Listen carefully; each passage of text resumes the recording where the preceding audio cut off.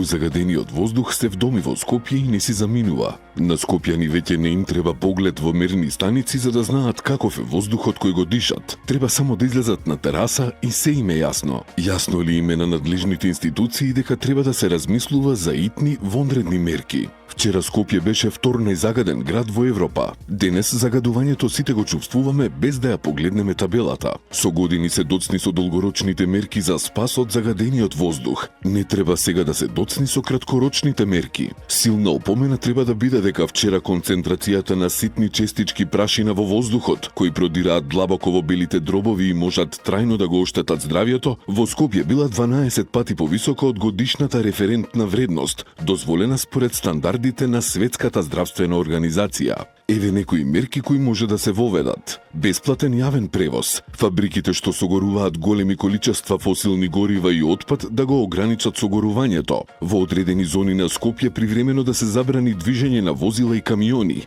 да се ограничи работата на градилиштата и секако да се воведат вонредни инспекциски контроли, а на хронично болните, бремените жени и други ризични категории ќе им се овозможи платено отсуство од работа. Центарот за обука на МВР во Идризово доби фотоволтаична централа донација на ОКТА во вредност од 1 милион евра и капацитет за производство на 55 мегават часови електрична енергија годишно. Министерот за внатрешни работи Панче Тошковски посочи дека според пресметките со оваа фотоволтаична централа годишно ќе се прави заштеда од околу 5000 евра.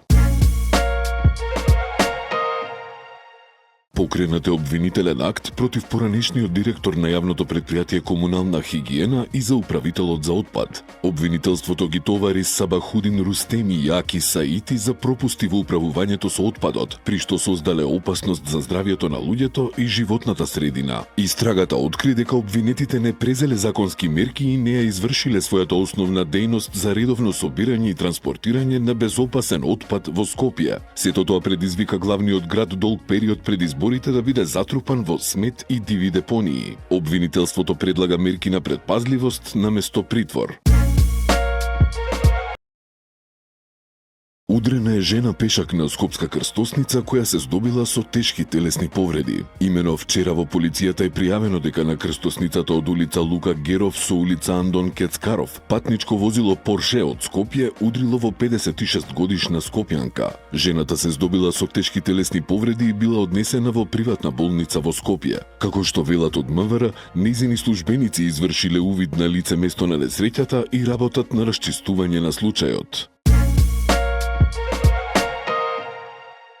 Во 5 часот утринава почна уривање на дивоградба во Скопско Инџиково. За акцијата информираше градоначалникот на Газибаба Бобан Стевковски на социјалните мрежи. Објектот беше во приземје, карабина фаза, со јасна намера за надградба на уште еден кат. И покрај донесеното решение од градежниот инспектор за стопирање на градбата и затворање на градилиштето, субјектот не постапил по решението и продолжил со градежни активности, напиша Стевковски.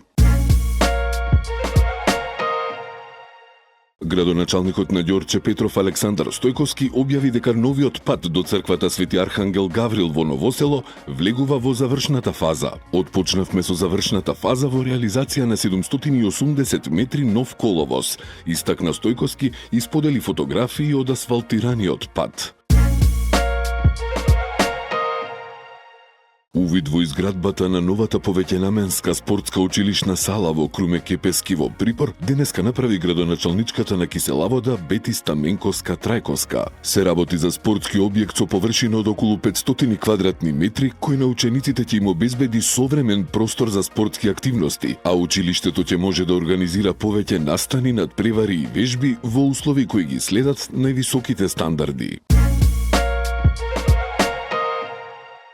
Општина Аеродром денеска официјално го започна проектот за системска селекција на пластичен отпад директно од домаќинствата. Точно 50 домаќинства добија специјални канти за селекција на пластика, а во наредните фази ќе бидат опфатени вкупно 600 домаќинства. Воведувањето ваков модел на управување со пластичен отпад представува прв чекор кон систем што постепено ќе се проширува низ целата општина. Изградбата на централната кујна во рамки на детската градинка Гоце Делчев во Илинден е во завршна фаза. Денеска градинката беше посетена од градоначалникот Александар Георгиевски. Станува збор за современ простор со вкупна површина од 300 квадратни метри на 2 нивоа. Покрај за потребите на детската градинка, во оваа централна кујна ќе се обезбедуваат оброци и за основните училишта во општината кои имаат продолжен дневен престој.